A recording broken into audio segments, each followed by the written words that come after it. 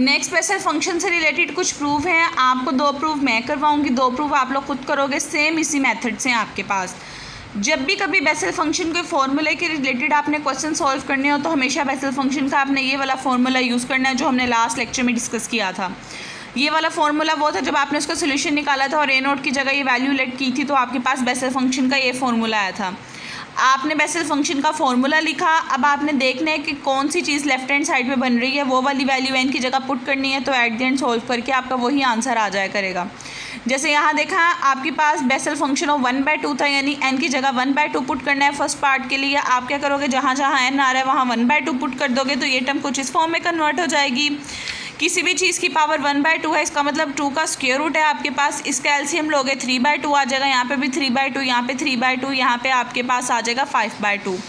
अब इसको थोड़ा और सिंप्लीफाई करना है। अब देखें आपके पास बेसिकली गैमा फंक्शन सॉल्व करने का मेथड होता है।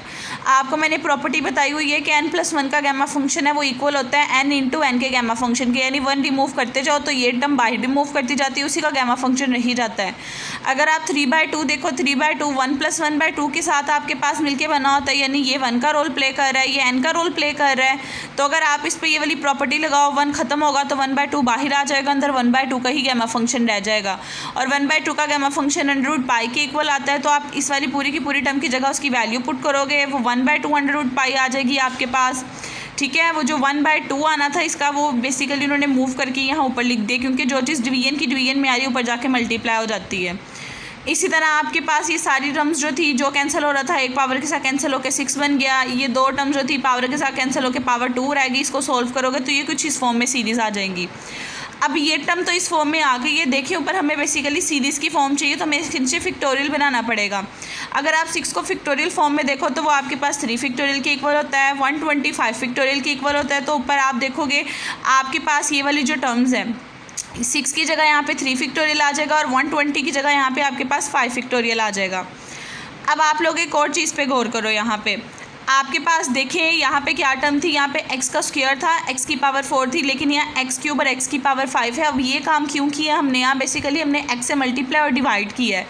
x से मल्टीप्लाई और डिवाइड करने की रीज़न क्या थी, आप अगर अपने क्वेश्चन में देखें आपको वहाँ उन्होंने sin x की सीरीज़ बनाने को कहा था, और sin x की सीरीज़ बनाने के लिए हमें क्यूब की फॉर्म जो थी आपके पास ऑड नंबर्स चाहिए थे कि 1 3 5 है, इवन नंबर्स नहीं चाहिए थे।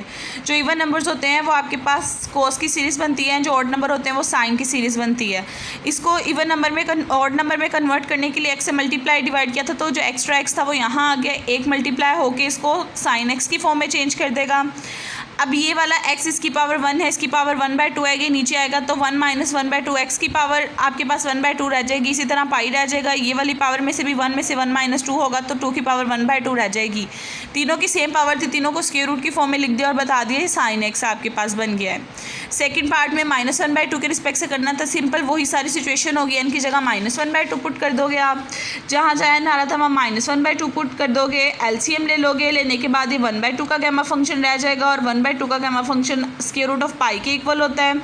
आप ये वाली टर्म में देखोगे यहाँ डायरेक्ट आपके पास इवन नंबर्स की सीरीज़ बन रही है जो कि cos x को प्रेजेंट करती हैं, तो उसकी जगह उसका फॉर्मूला लिख दोगे तो जो टर्म प्रूव करनी थी आपकी प्रूव हो जाएगी। सिमिलरली अब आपके नेक्स्ट 2 क्वेश्चन है, आपको मैंने PDF भी सेंड किया, आपने वहाँ से भी टैली कर लेने हैं। सिंपल यही वाला फॉर्मूला होगा, एक दफ़ा इनकी जगह 3/2 पुट करना है, एक जगह इनकी जगह 3 - 3/2 पुट करना है। आप सोल्व करोगे तो एट द एंड यही सीरीज़ बन जाएंगी। आपने ये वाला क्वेश्चन ट्राई करना है और आज के लेक्चर को ट्राई करना है। अगर आपको सोल्व करते हुए किसी भी स्टेप में कोई प्रॉब्लम है तो मुझे बताना है, फिर हम वो डिस्कस कर लेंगे।